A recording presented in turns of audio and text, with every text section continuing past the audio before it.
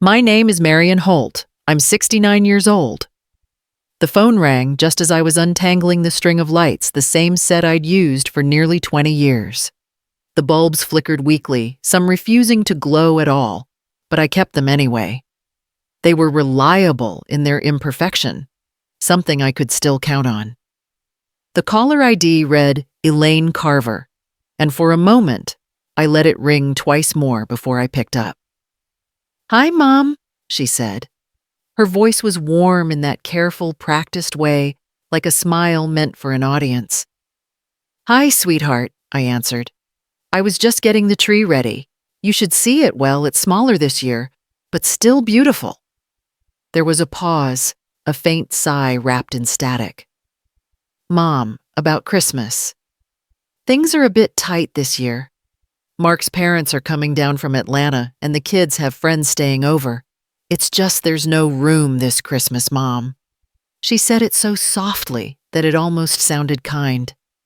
I smiled, though no one could see. "Oh, that's all right, honey. You've got a full house."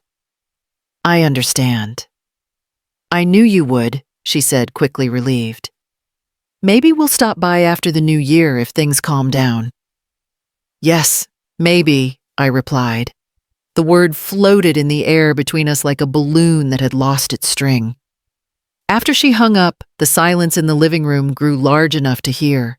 The clock ticked louder than usual, the refrigerator hummed like a faraway train. I looked down at the silver ornament in my hand, a bell shaped like a star. Elaine had made it in kindergarten back when she used to run through the house in mismatched socks and call me Mar. I hung the ornament on the highest branch where the light caught its chipped edge. Then I stepped back to look at the tree, half lit, half shadowed, and whispered to no one. Beautiful enough. Outside, Charleston was cooling into December. The air smelled faintly of salt from the harbor and wood smoke from the neighbors' chimneys. Somewhere down the street I could hear children laughing, someone's grandchildren, not mine, while I stood in a house too tidy for comfort. I made tea the way I always did when I needed to fill time. The kettle whistled. Steam curled upward, fogging the window that faced the magnolia tree. That tree had seen everything the year I brought Elaine home from the hospital the first Christmas after my husband died, the slow drift of birthdays that turned quieter over time. I sat by the window with my cup and watched as dusk settled over the street. One by one, porch lights blinked on warm squares of life belonging to other people. I tried not to imagine the sound of laughter or the clink of glasses behind those windows, but imagination is a stubborn thing. My phone buzzed again, a message from Elaine. "Merry Early Christmas" attached was a photo of their family by the tree. Her husband, Mark, stood behind her, handsome and polished. The children were smiling, their golden retriever sitting proudly in front. Every inch of the room glowed with expensive warmth. Fireplace crackling garlands, twined stockings embroidered with names. No Marion, no Grandma, not even a stray ornament I'd given them years ago. I zoomed in anyway, searching for something of me, a plate I once bought a decoration from her childhood, but the photo was clean, curated, untouched by memory. I set the phone down and breathed through the weight in my chest. The kettle clicked as it cooled metal, ticking like a clock, marking time I no longer wanted to measure. When the lights outside dimmed, I turned off the lamp and let the room slip into a softer dark. The tree glowed faintly in the corner, its crooked star shining over a quiet house that smelled of pine and tea leaves. I thought about calling Elaine back, about saying something simple, "I miss you, honey." But the words felt heavy, like they belonged to a version of me who hadn't yet learned when silence was safer. Instead, I unplugged the lights one by one until only the reflection of that little silver star remained in the dark window. Tomorrow, I told myself, I'd bake ginger cookies and deliver a few to the neighbors. The house needed a reason to smell alive. And as I locked the door for the night, I glanced once more at the phone. quiet on the counter, and thought perhaps this was how peace begins, not with noise, but with the absence of expectation. Outside, the magnolia leaves rustled softly in the wind, and Christmas settled over the city without asking permission. Christmas morning came with the kind of stillness that made every sound seem too loud. The kettle's whistle, the creak of the floorboards, even the ticking clock in the hallway, all of it felt like echoes in a house that had forgotten what voices sounded like. I set the table out of habit. 4 chairs, as always. 1 for me, 1 for Elaine, and 2 for the grandchildren who hadn't sat there in years. It wasn't that I expected them to come. I just couldn't bear the sight of 3 chairs instead of 4. I smoothed the tablecloth, placed the old porcelain plates I'd once used for Sunday dinners, and lit a single candle in the center. The flicker filled the room with a soft orange glow that made the empty chairs look almost occupied. Almost. Outside, the street was quiet. Even the birds seemed to understand what day it was and chose not to sing. I could hear a faint hum of carolers in the distance, probably the same group from the church 2 blocks over. Their voices were carried by the cold air, warm and brittle at the same time. I sat down and tried to eat, but the scrambled eggs cooled quickly on my plate. It wasn't hunger that brought me to the table. It was memory. Every Christmas before Elaine married, she used to sit across from me, still in her pajamas, hair wild opening gifts with the kind of excitement only children keep. She would laugh and say, "We don't need anyone else, Mom. It's us against the world." I smiled at the memory, though it ached like a bruise that never healed. The phone buzzed beside my plate. A message from Elaine. For a moment, hope flared before I saw the words. "Merry Christmas, Mom. Hope you're having a lovely morning." Below it, a photo loaded a perfect snapshot of their living room. Elaine stood beside her husband, both wearing matching red sweaters. The kids knelt in front, holding a puppy in a velvet bow. The tree behind them stretched high to the ceiling, its lights reflected in a wall of glass windows. Everything gleamed. Everything matched. Everything looked full. I studied their smiles a little too long, searching for something real. Maybe a hint of fatigue in Elaine's eyes, or the smallest shadow of longing in her expression. But no, she had perfected the art of composure. I put the phone face down and stared at the candle instead. Its flame wavered, then steadied, stubborn in its smallness. On the counter, a plate of cookies waited to be shared. I wrapped them in foil and carried them next door to the Jeffersons' porch. They were still asleep, but I left the cookies anyway with a note that read, "Merry Christmas from Marion." By the time I returned home, the candle had burned down halfway.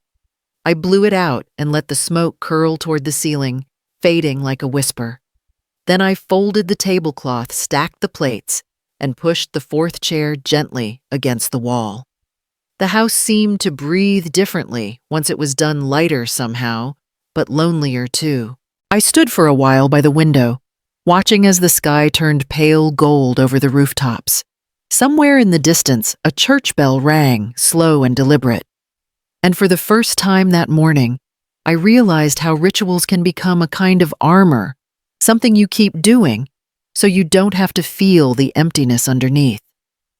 The day after Christmas, the quiet felt different, less like peace, more like the settling of dust. I spent the morning sorting through old photo albums I hadn't opened in years, their pages stiff and yellowed at the edges. The images inside were ghosts of smaller, warmer days.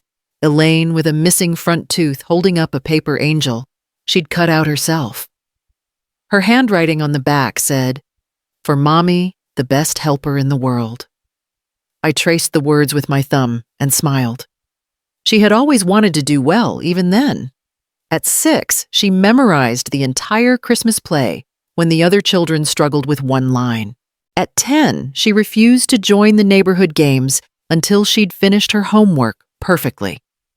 People used to stop me at the grocery store just to say, "You've got a remarkable daughter, Marion." I'd nod proud, but quietly uneasy. Remarkable children don't stay small for long. When she was 12, her father George died suddenly, an aneurysm that took him in his sleep on a July night. Elaine had come into my room that morning, holding a bowl of cereal, and asked, "Why isn't Dad up yet?" The memory of that question still felt like glass in my throat. After the funeral, I found her sitting by the window, staring out at the magnolia tree, whispering, "I'll make him proud, Mom, I promise." From that day on, it was as if she'd made a contract with her grief. Straight A's, student council debate club. Every victory came with that same quiet determination, that same unspoken vow. I admired her, but I also feared what she was learning about the world, that love had to be earned, that achievement could replace comfort. I tried to give her the best of what I had left. I took double shifts at the library and cataloged books late into the night. When the bills stacked higher than the pantry shelves, I learned how to make soup stretch for 3 days and how to turn secondhand dresses into something new with a few stitches. Elaine never noticed, and I never told her. That was the deal of motherhood. You built the stage and let them take the spotlight. When she left for college in Boston, she hugged me quickly, already glancing toward her future. She called twice a week that first semester, then once, then only on holidays. Her life filled with people who didn't know the sound of our creaking stairs or the way the magnolia bloomed too early every spring. I was proud and I was lonely, and I didn't know which feeling should win. Sometimes when she came home during breaks, I'd find her rearranging my house, moving a vase here, a photo there, as if she could edit the past into something sleeker. "You should paint, Mom," she'd say. "Something lighter. Maybe sell the house someday, get a condo closer to downtown." I'd nod, not because I agreed, but because I didn't want her to see how deeply rooted I'd become in this old place. I remember the day she got her first job, assistant account manager at a marketing firm. She called me, her voice electric with joy. "Mom, they said I have potential." I laughed and told her she always did. What I didn't say was how relieved I felt that she'd finally stopped running from the silence her father left behind. But maybe she never stopped running, she just learned to do it in heels.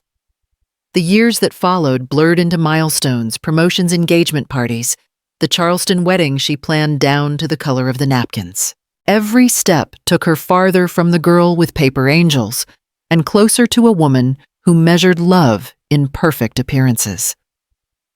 Now, sitting by the window with those photo albums spread open across my lap, I could see it all too clearly, the path she took, the one I unknowingly paved.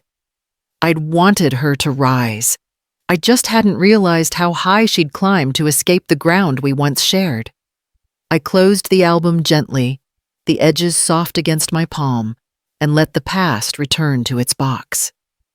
The house felt smaller again, quieter, but not cruel.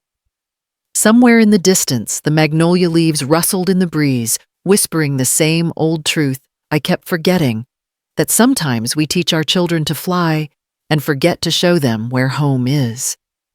By New Year's week, Charleston had turned brittle and bright, the air sharp with the kind of winter that never fully arrives, but still makes you wrap your scarf tighter. I walked to the Saturday market downtown, basket in hand, pretending I needed oranges and bread, though what I really wanted was the noise, the easy chatter of strangers that fills the space where family should be. Vendors called out their prices, and the smell of roasted pecans drifted through the narrow aisles. I paused at a stall selling honey jars, shaped like bells, the same kind Elaine used as party favors for her wedding years ago. The woman behind the counter smiled politely. "You're Elaine Carver's mother, aren't you? I thought I recognized you." It wasn't the first time someone had said that. Elaine's name had a way of preceding me like a shadow made of compliments. "She's doing so well," the woman went on, wrapping a jar in paper. "I saw her home featured in that magazine article, Charleston Interiors." My goodness, what a place, you must be so proud. I smiled, the practiced kind that fits comfortably on the face, but not in the heart. "Yes," I said softly. "She's made quite a life for herself. Those grandkids of yours are adorable too," she added. "You must see them all the time." I didn't correct her. It seemed kinder to let her imagine I did. I took the honey, thanked her, and moved on before the conversation could turn into pity. Outside, the sun had dipped behind the church steeples, and the streets glowed with shop lights and wreaths.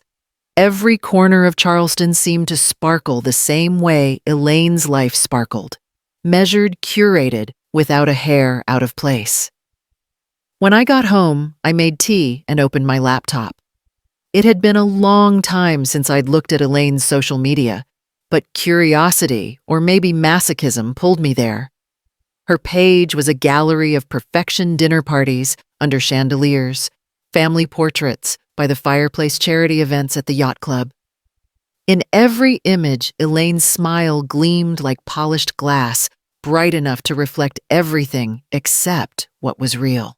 Scrolling through, I spotted one photo from Christmas Eve. Elaine stood in her living room wrapped in gold light, her hand resting on her husband's shoulder. Behind them, their tree shimmered like something out of a magazine. The caption read, "Grateful for family warmth and love, there's always room for joy." I stared at that last sentence until the words blurred. There's always room. It was almost funny in a cruel cosmic sort of way. The comments were full of admiration, heart emojis, praise for her decor, remarks about how elegant she was. No one saw what was missing from the frame. No one noticed the absence of the woman who'd once taught her to hang lights straight and never burn cookies past the second batch. I shut the laptop and let the quiet return. The kettle whistled faintly in the kitchen, reminding me to pour the tea before it went cold. I sipped it slowly, its warmth barely cutting through the ache that had settled somewhere behind my ribs. Charleston outside my window looked serene, porches draped in white lights, couples walking hand in hand beneath the oak trees. It was a city that prized beauty, not honesty. I supposed in that way Elaine fit right in. I blew gently on my tea and watched the steam rise like smoke curling against the glass. The night pressed closer around the house, polite and distant, just like everything else in this city that had learned how to smile without ever letting anyone in. Spring came early that year, gentle and floral, the kind of season that makes Charleston look like a postcard. I filled the window boxes with petunias and repainted the porch railing mostly to keep busy. The days stretched wide, quiet, but not empty until the calendar reminded me of another holiday creeping close. Mother's Day. Elaine used to make such a fuss about it when she was little, burnt toast on a tray orange juice with too much pulp and a daisy snipped from the garden in a chipped teacup. I still had one of the cards she made at school, the handwriting crooked. "You're the best mommy in the world."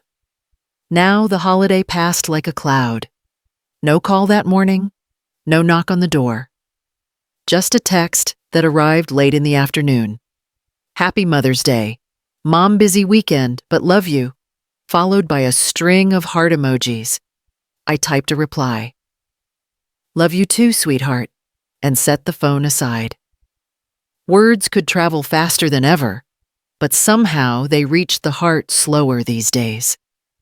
By June, I stopped expecting much. Easter had gone by the same way, and I knew the 4th of July would follow suit. The rhythm had become familiar. Holidays came promises, softened, then faded into next year's version of the same excuse. The neighbors, kind people though they were, didn't know the pattern. Mrs. Jefferson next door would say, "No plans again, Marion. Your daughter must be so busy with those kids. I'd nod, smiling, and tell her I preferred quiet holidays. I became good at pretending the silence was a choice.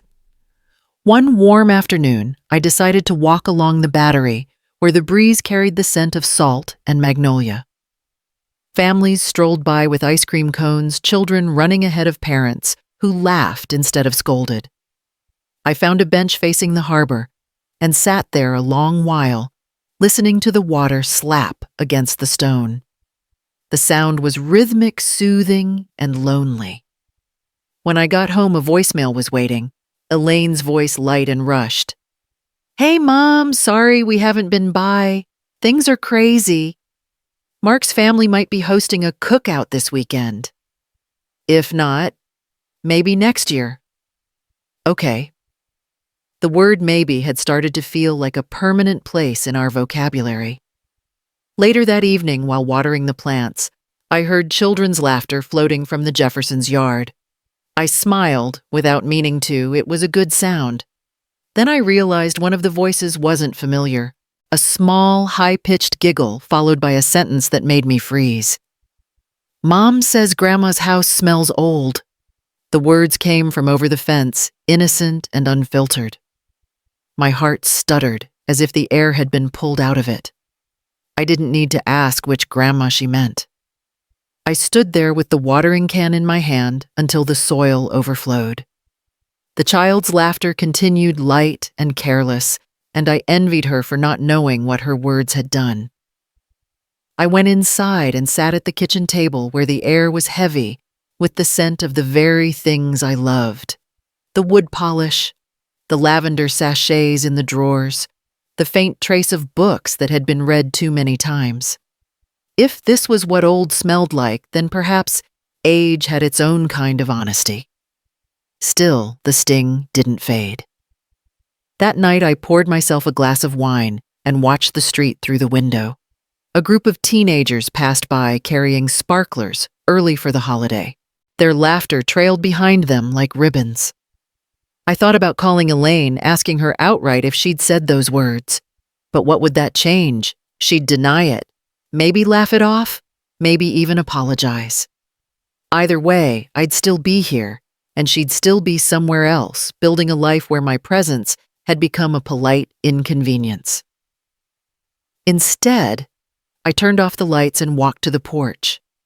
The night air was warm and forgiving. Somewhere in the distance, a firework cracked too early, too bright against the dark sky. I whispered not to anyone, but to the empty street. Maybe next year. It was easier than admitting how long I'd been waiting for that year to come.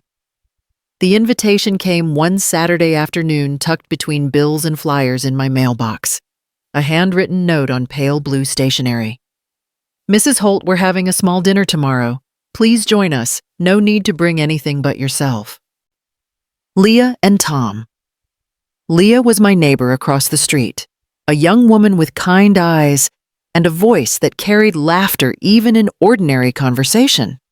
I'd helped her once when her dog slipped its leash, and we'd spoken a few times since small talk about the weather, her garden, her baby boy. I hadn't expected more than that. Still on Sunday evening, I found myself standing on her porch with a basket of rolls I'd baked that morning. The smell of rosemary and roasted chicken floated out as Leah opened the door. "Mrs. Holt." "I'm so glad you came," she said, her smile genuine, not the polite kind people use when they feel obligated.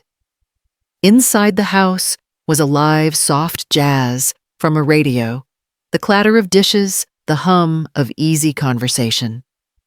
Tom, her husband, waved from the kitchen. "We've heard about your pies, ma'am. You're in trouble if this meal doesn't live up to your reputation." Everyone laughed, including me, and something loosened in my chest that had been tight for months. Leah's parents were visiting, and her little boy toddled from lap to lap, chasing attention and giggles. They made room for me at the table without hesitation.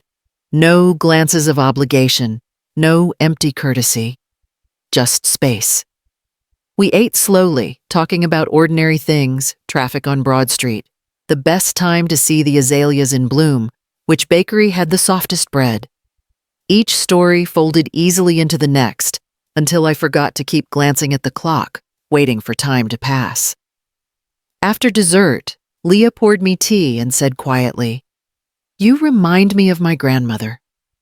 She used to keep everyone fed, even the neighbors who didn't deserve it." I smiled, feeling warmth spread through me, the kind that doesn't fade when you leave. When I walked home later, the street was cool and quiet, the stars just beginning to show. For the first time in a long while, I didn't feel like the only house still awake. By late November, the streets of Charleston shimmered again with the familiar illusion of warmth. Garlands twined around porch rails, shop windows, glittered with gold ribbons, and every cafe seemed to hum with talk of travel plans and recipes. The city looked festive, but to me, the air already carried the weight of another empty holiday. I'd just finished dusting the bookshelf when the phone rang. Elaine's name appeared on the screen, and my chest tightened before I even answered. Her voice was sweet rehearsed. "Hey, Mom. I was just calling to talk about Thanksgiving. It's been crazy around here. Mark's parents are visiting again, and the guest room flooded last week. The plumber said it might take a while to fix." I could picture her leaning against the marble counter in that immaculate kitchen eyes already elsewhere.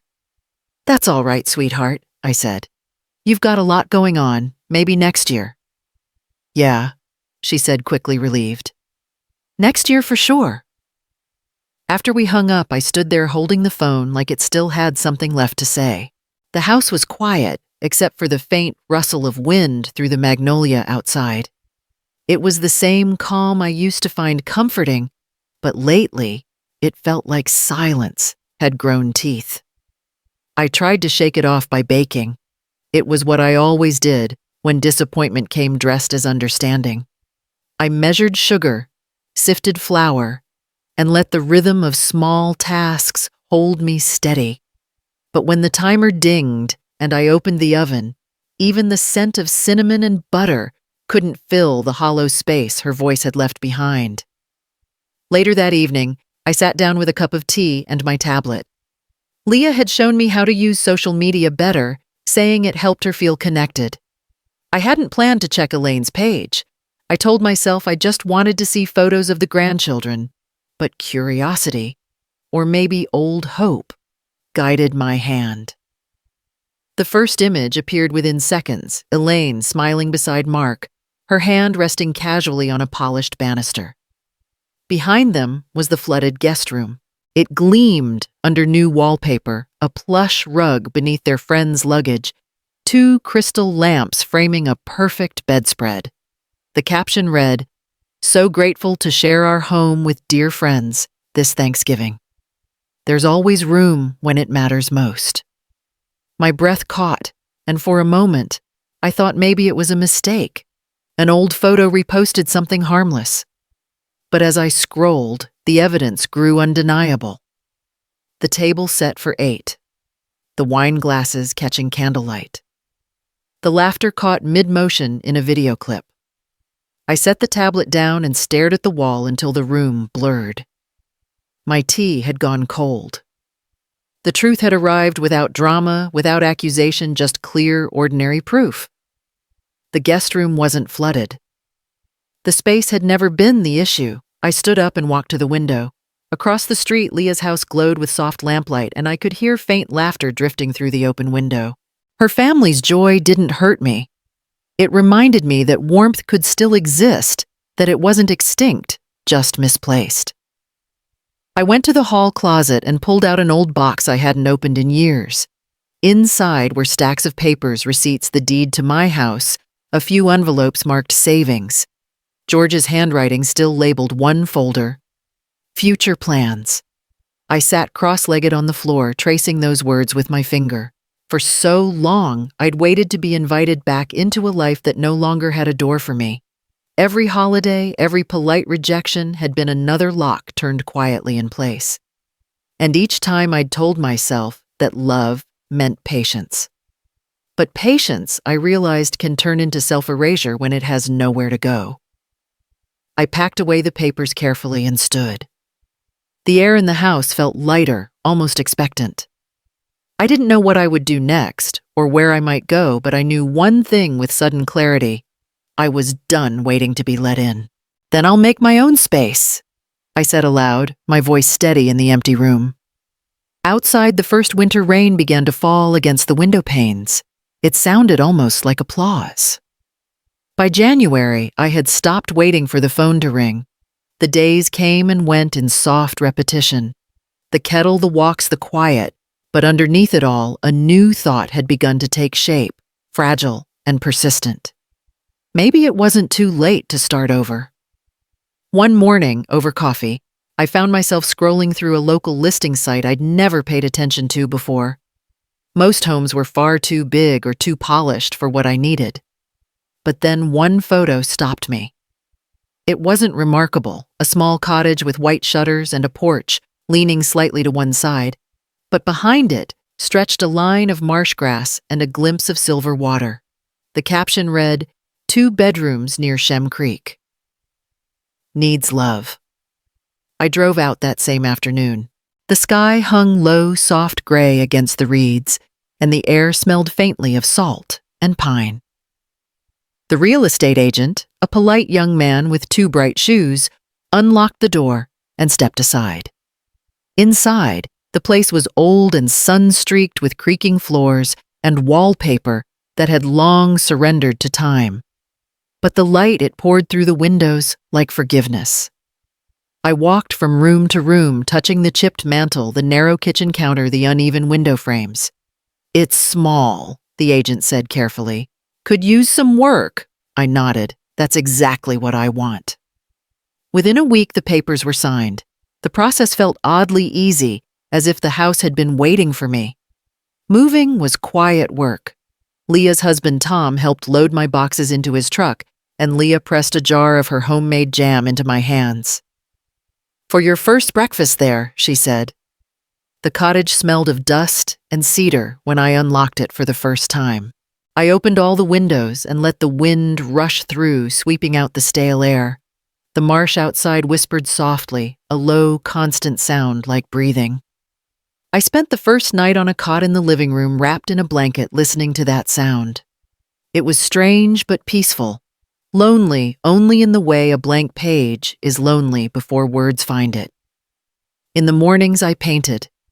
The walls turned from tired beige to warm linen white, the color of early dawn. I planted rosemary and thyme by the porch, their scent clinging to my hands long after the work was done. I sanded the old kitchen table, humming without realizing it. There was no rush, no schedule, no one to tell me how it should look. Each small task stitched something back together inside me. Sometimes I'd walk down to the creek just before sunset. The tide would rise and glimmer, catching the last light like gold threads woven through water. Fishermen's boats drifted past, slow and quiet. One of them, an older man with kind eyes, tipped his hat whenever he saw me. "Evening, ma'am," he'd call, and it always made me smile. At night, I lit a candle on the windowsill and watched its reflection tremble on the glass. I didn't know if Elaine even realized I'd moved. I hadn't told her. There was no point in announcements. This wasn't about leaving anyone behind. It was about coming home to myself. Weeks passed, and the cottage began to feel less like a project and more like a companion. The floors no longer creaked like strangers. The kitchen smelled of lemon oil and fresh bread. I hung a few photographs, George holding baby Elaine, in the backyard, my mother in her Sunday dress, and found that instead of sadness, they brought a kind of calm. One afternoon, while trimming the rosemary, I noticed tiny buds already forming on the stems, new growth, pale and certain, pushing through the chill. I pressed a leaf between my fingers, breathed in its clean scent, and realized I hadn't felt this steady in years. The marsh wind shifted, carrying with it the faint sound of gulls from the coast. I stood there for a long time, watching the horizon shimmer, and thought how strange it was that peace could arrive without ceremony, quiet, as a seed deciding to root. By early spring, the marsh grass had turned bright green again, and the days were stretching longer, softer. The cottage had settled around me like an old cardigan, comfortable, unpretentious, exactly enough. My mornings were quiet coffee on the porch, the faint sound of gulls, the world unfolding without hurry. I'd stopped checking my phone for messages that never came. Peace, I was learning, didn't need company to feel real. One afternoon, Leah dropped by with her son, a squirming toddler who carried more energy than seemed humanly possible. She left him to chase shells along the porch while we sat with lemonade in the breeze. "You've made this place beautiful, Marion," she said. "It feels like it breathes." "It's the marsh," I replied. "It knows how to be patient." We talked about nothing in particular. Her garden, the pollen, the new bakery opening downtown, until her tone shifted, cautious, but warm. "I hope you don't mind me mentioning, I heard something about your daughter, from someone at church." I looked up from my glass. Leah's kindness was disarming. There was no judgment in her eyes, just care. "What did you hear?" She hesitated, then said softly, "That her husband left. Apparently, it's been a few weeks." The words landed gently, almost tenderly, but their weight filled the space between us. I didn't ask for details. I didn't need them. Leah reached out and squeezed my hand. "I'm sorry, Marion. I wasn't sure if you knew." I nodded, feeling neither shock nor satisfaction, just a quiet, measured ache. For years, I'd imagined what it would feel like if life ever caught up to Elaine's choices, if the glossy perfection finally cracked. I thought I might feel vindicated. Instead, I only felt still. After Leah left, I stayed on the porch long after the sun began to fade. The air smelled of rain and sea salt. Somewhere in the distance, a heron called its voice, low and lonely. I thought of Elaine in that big house, the one I'd never been invited to, and wondered if she was sitting in silence now too. Inside, I found one of the note cards I kept by the phone. Simple, cream-colored, nothing fancy. I wrote without thinking, letting the words come the way water finds a path through soil. "Elaine, I heard things have been difficult. I won't ask questions. Just know the porch light's on if you need it. Love, Mom." I placed the card in an envelope, sealed it, and walked it down to the mailbox at the end of the road. The air was cool against my skin, and the first stars were appearing over the water. For a moment, I stood there, hand resting on the metal lid, before letting it drop shut with a quiet click. Walking back, I realized something had shifted inside me. Not a forgiveness I could name, not yet, but a gentleness I didn't expect to feel. Anger had burned itself out long ago, leaving space for something quieter, something almost like understanding. When I reached the cottage, the porch light was already glowing, casting a soft circle over the steps. I left it on as I went inside, not waiting for who might come, only knowing that at last, the door I'd built was truly my own. The storm began just after dusk, the kind Charleston knew too well, slow at first, then merciless. Rain drummed against the roof of the cottage, thunder rolled across the marsh, and wind bent the tall grasses until they looked like silver threads under the flashes of lightning. I lit a candle when the power flickered its glow, soft against the walls I'd painted myself. It was the kind of night that made you listen to the creaks of the house, to the pulse of your own heart, to everything that once mattered and still did quietly. I was washing dishes by lantern light when the phone rang. Elaine's name appeared on the screen. I almost didn't answer. Her voice came through shaky, soaked in tears. "Mom," for a moment I couldn't find my own. "Elaine." What's wrong? She stopped trying to catch her breath. Behind her words, I could hear the muffled wail of a child, maybe Lily or Jack. I didn't know where else to go. Can we stay with you for a while? I stood still, one hand resting on the counter. Water from the tap ran forgotten into the sink. Of course, I said finally, keeping my voice steady. Of course, honey. It's tight here, but we'll make room. A small sound escaped her part. Sob, part relief. Thank you, Mom. The drive from her side of the city would take nearly an hour longer in this rain. I set down the phone and looked around the cottage. The living room felt suddenly smaller than I'd ever noticed. 2 bedrooms, 1 half-finished guest space I'd been using for storage. I folded the blankets from the couch, cleared the table, and moved the rosemary pots to the window ledge. There was a quiet urgency to every motion, like preparing for company you hadn't realized you missed. When I opened the door to check the storm, the marsh was alive with wind and water.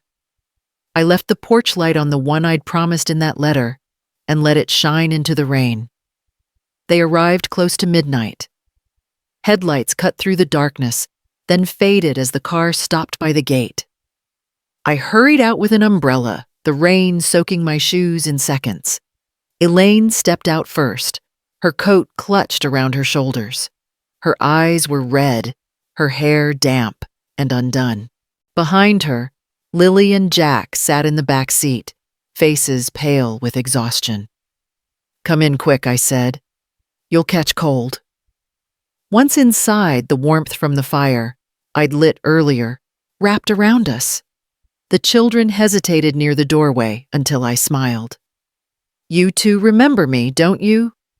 Jack nodded slowly, and Lily Braver said, Grandma, your house smells nice. It's the rosemary, I said. It grows faster than I can cook. Elaine stood near the table, looking smaller than I remembered, less composed, more human. I didn't want to call, she whispered, but I didn't know what else to do. Mark's gone. He said he needed time, but I think it's over. Her voice cracked on the last word. I handed her a towel and a cup of tea I'd already prepared, as if I'd known she would come. Then you'll stay here until you figure out what's next. No rush. Tears filled her eyes. Mom, you don't have the space. There's enough, I said gently but firmly. We'll make it fit.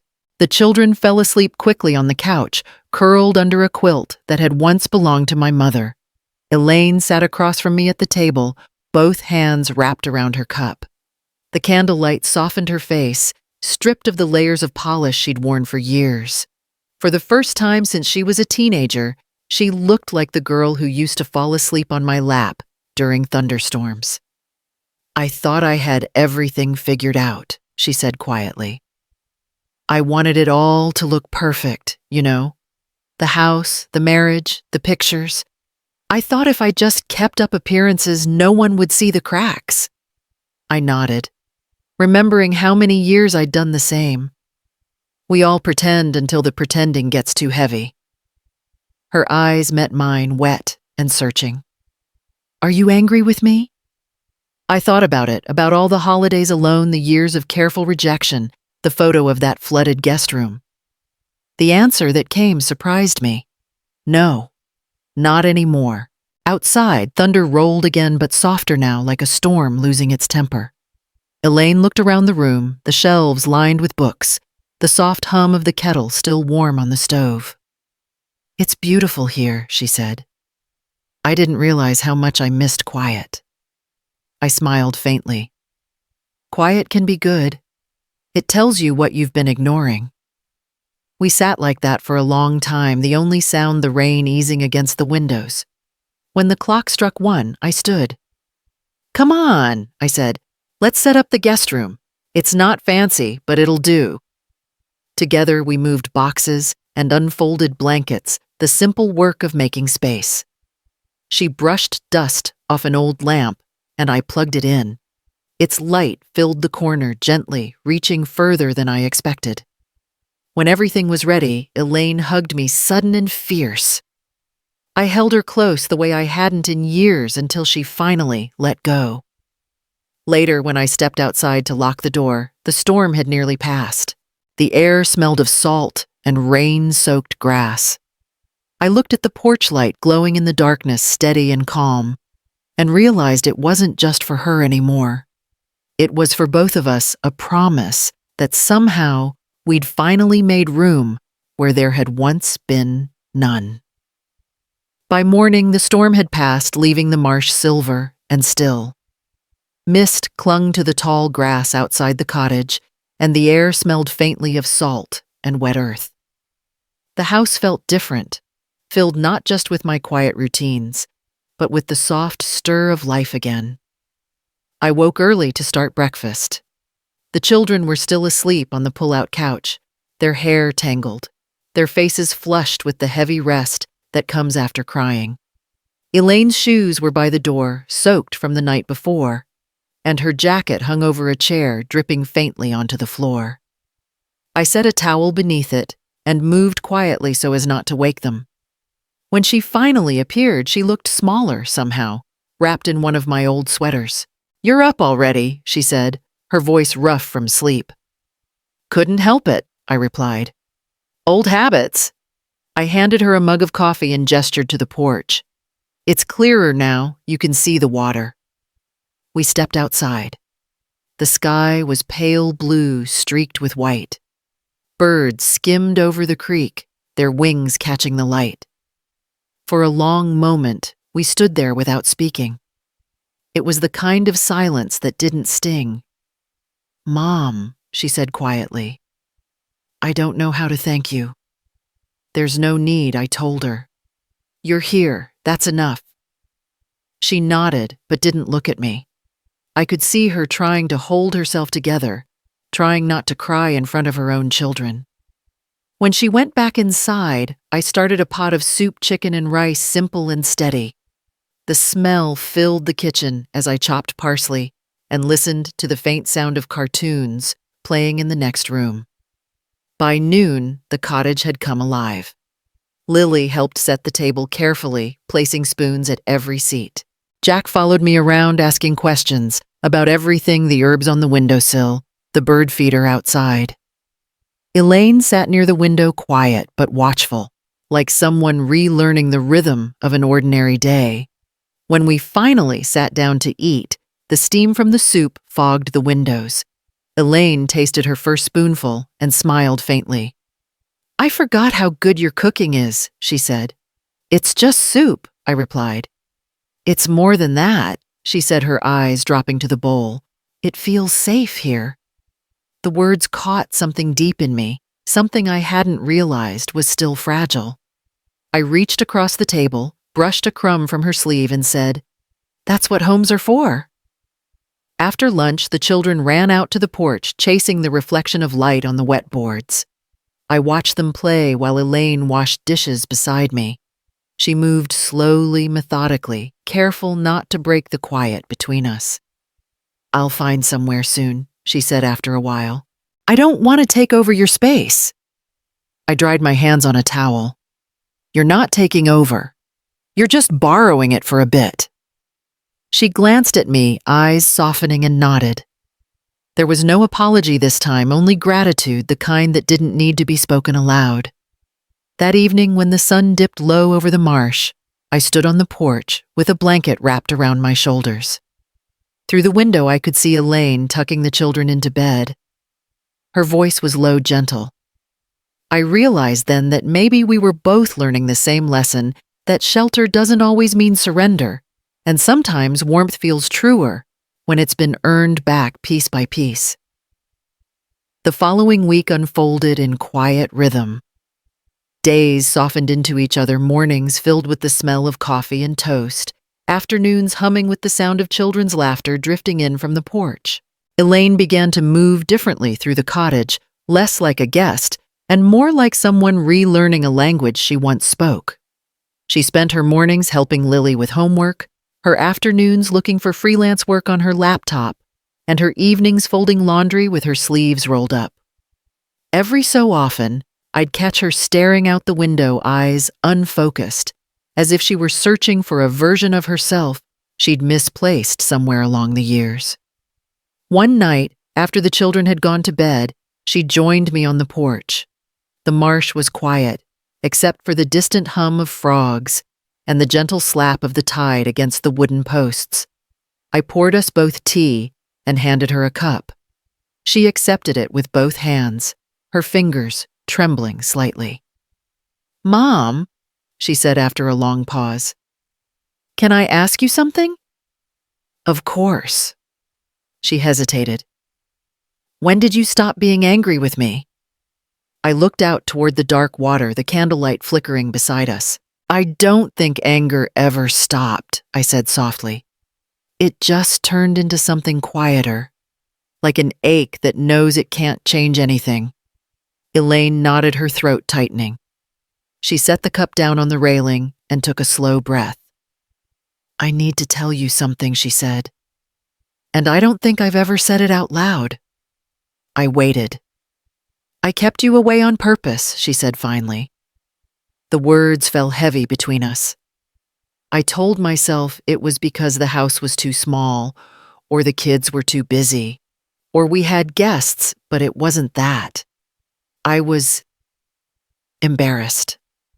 She glanced up quickly, her face raw, unguarded. When Mark and I moved into that neighborhood, everyone was so polished, so perfect. Their mothers drove new cars, wore pearl earrings, hosted charity dinners, and you... She broke off, then tried again.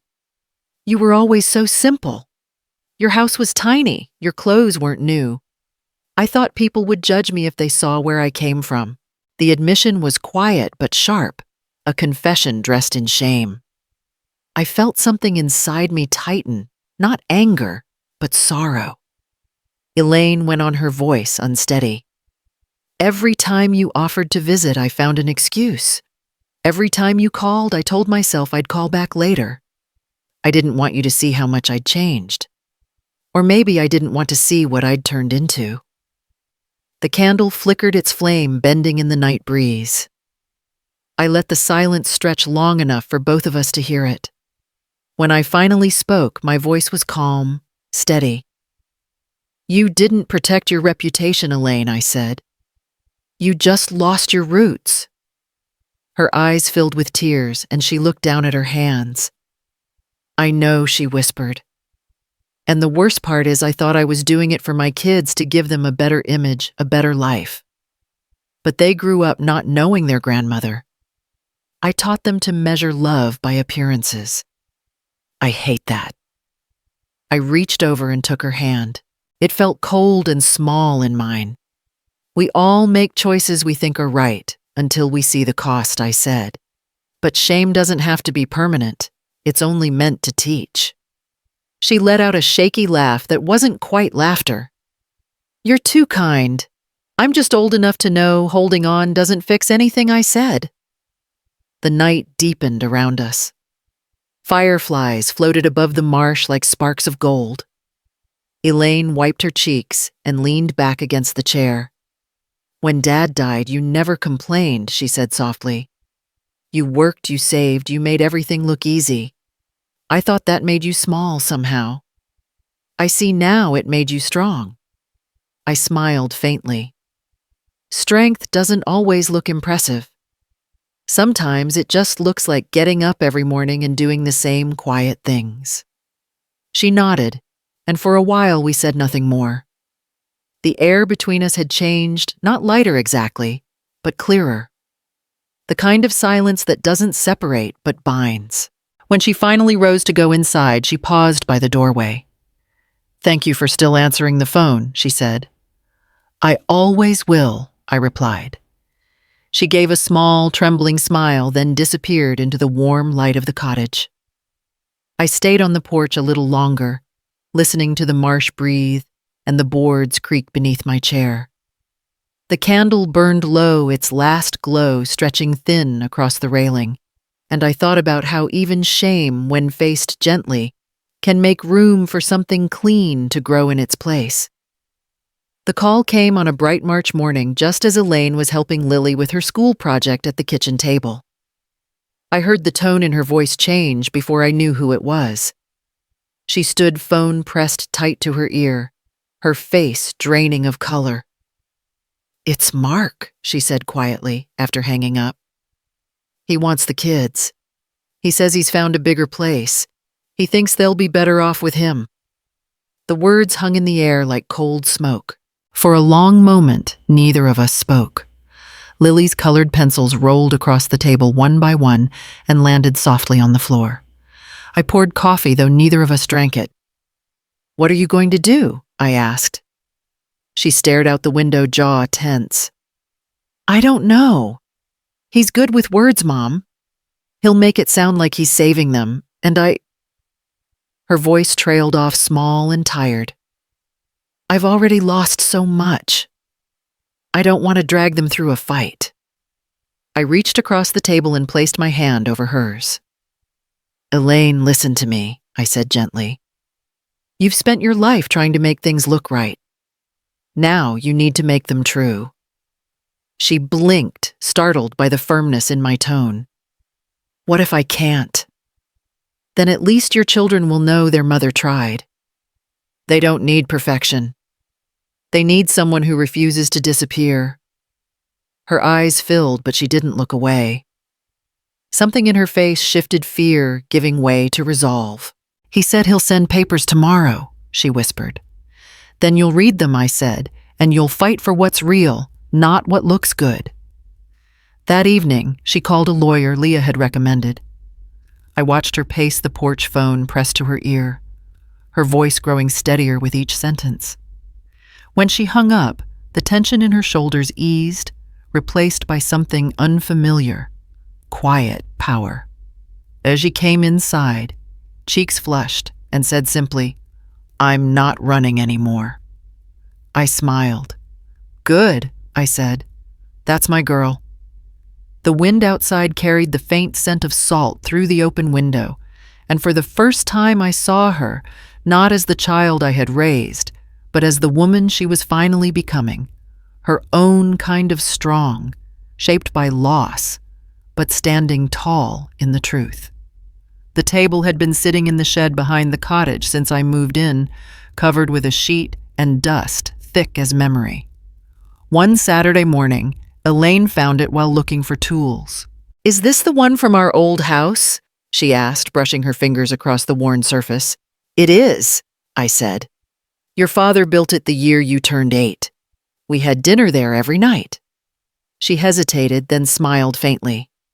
"It's still beautiful, Mom. Just tired." We carried it out to the porch, setting it under the soft spring light. The wood creaked, but held firm, stubborn, like the rest of us. Elaine rolled up her sleeves and said, "Let's fix it." For hours we worked side by side, sanding away the years. Each scrape of the sandpaper released the faint smell of pine, the scent of our old kitchen, where George used to hum while tightening bolts. Lily and Jack helped, bringing us lemonade and small brushes to dust the corners. The air was full of sawdust and laughter, light, uncertain, but real. Elaine pointed to a deep groove near the center. "That was me," she said. I dropped my fork and tried to cover it with a napkin. Dad pretended not to notice. I smiled.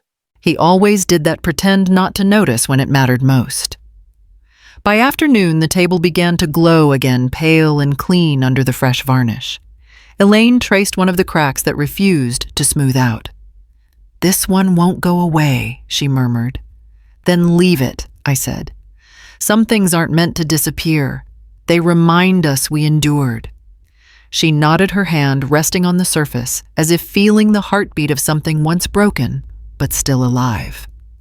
When we carried the table inside, the house seemed to change around it. The children ran their fingers along the smooth edge, already asking when they could eat there. Elaine looked at me, eyes soft with gratitude. "Do you remember the grace Dad used to say?" she asked. Every word I said. That evening, we ate dinner at the table, soup, bread, nothing fancy, and the room filled with quiet warmth. The candlelight danced over the old wood, over the scratches and seams that now looked less like flaws and more like history stitched together. Elaine raised her glass. "To new tables," she said. I touched mine gently to hers. "And to the hands that build them again." It happened on a Sunday afternoon when the marsh shimmered under the first light of summer. I was watering the rosemary when a dark sedan turned into the driveway, its tires crunching against the gravel. For a moment, I thought it was a delivery truck until the doors opened and I saw them, Mark's parents dressed as if they were attending a luncheon rather than an unannounced visit. Mrs. Holt said his mother, her voice smooth as porcelain. "We were just driving through and thought we'd stop by. We wanted to see Elaine and the children." Behind her, Mark's father gave me a stiff nod, holding a store-bought pie in a glossy box. They looked around the porch, their eyes taking in every detail, polite but searching. It was the same gaze I remembered from the wedding years ago, measured assessing the way people look at a piece of furniture they aren't sure fits the room. "Elaine's out with the kids," I said evenly. "They'll be back later." "Oh, how lovely," his mother replied, already stepping closer. "We'll just wait inside then. It's been ages since we all sat down together." I felt the breeze shift against my skin, carrying the faint scent of the marsh. For a moment, I almost moved aside out of habit, the old reflex of making space, of smoothing over discomfort. But something in me had changed. "I'm afraid there's no room this time," I said. The words came gently, not as a weapon, but as a truth, long overdue. His mother blinked, confused. "No room," I smiled politely. "The house is small and quiet. We're keeping it that way." For a heartbeat, no one moved. Then Mark's father cleared his throat. "We only wanted to wish them well." "And you have," I said, nodding toward the path. "They'll be glad to know you stopped by." The woman's lips tightened, but she didn't argue. They walked back to the car, their footsteps measured their pride intact, but unsettled. When the engine started, I stood by the rosemary until the sound faded down the road. Inside the cottage was cool and bright.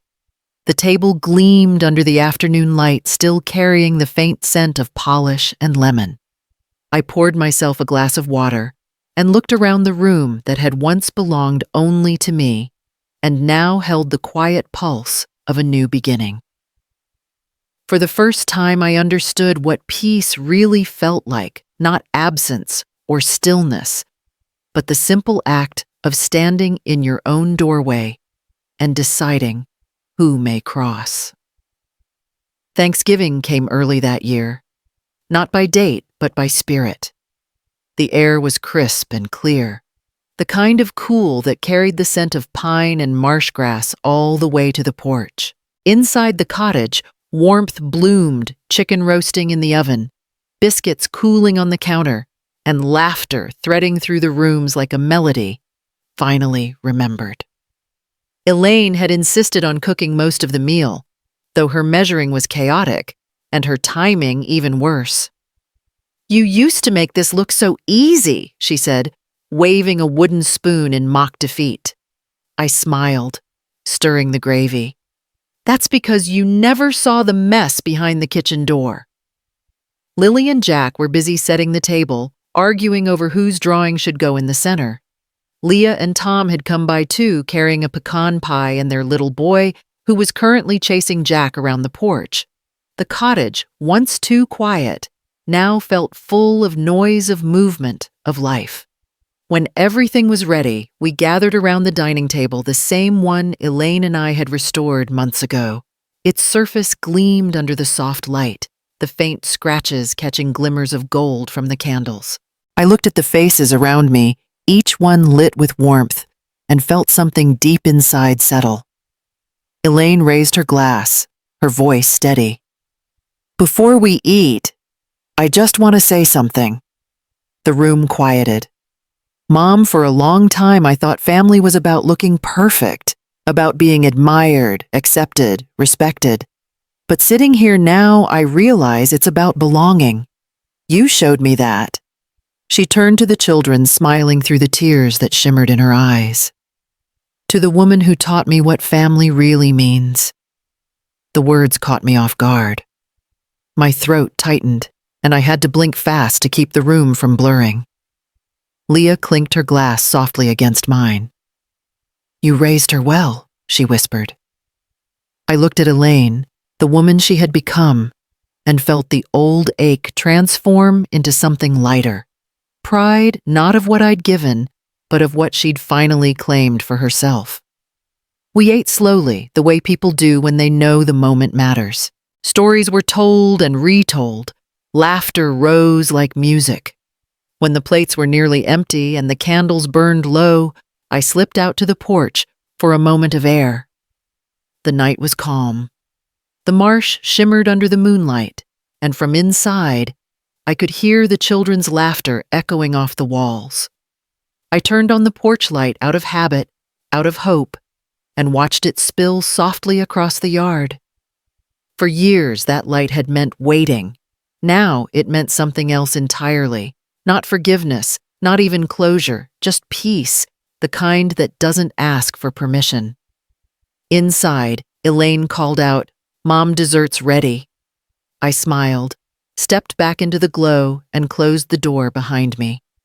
The house was quiet again after everyone left, just the low hum of the refrigerator and the faint clinking of dishes drying in the rack.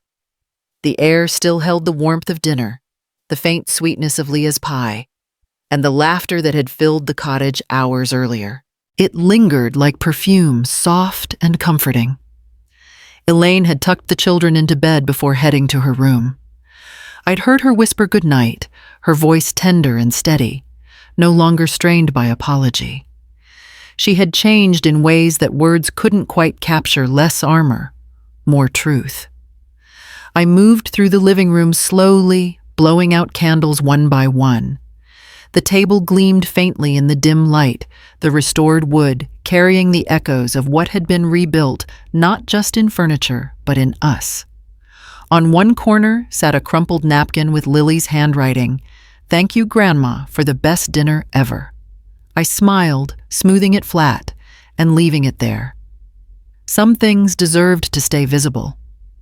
Outside, the marsh stretched under a sky crowded with stars. The air was cool, the kind that brushes the skin like a benediction. I stepped onto the porch, pulling my cardigan close, and stood for a long moment in the dark, listening. The water murmured softly, a rhythm older than grief. For years, this porch had been a place of waiting, a stage for hope that never arrived for holidays that ended in silence. I used to keep the light on for the people who left me behind, as if its glow might guide them home. But tonight, the house already felt full. No absence lingered here anymore. I reached for the switch. The bulb flickered, then glowed steady, a warm, golden circle spilling across the porch floorboards and into the quiet yard. "This light isn't for waiting anymore," I whispered. "It's for peace." The marsh answered in its own language, the soft rustle of grass, the distant cry of a heron, the endless hum of life continuing.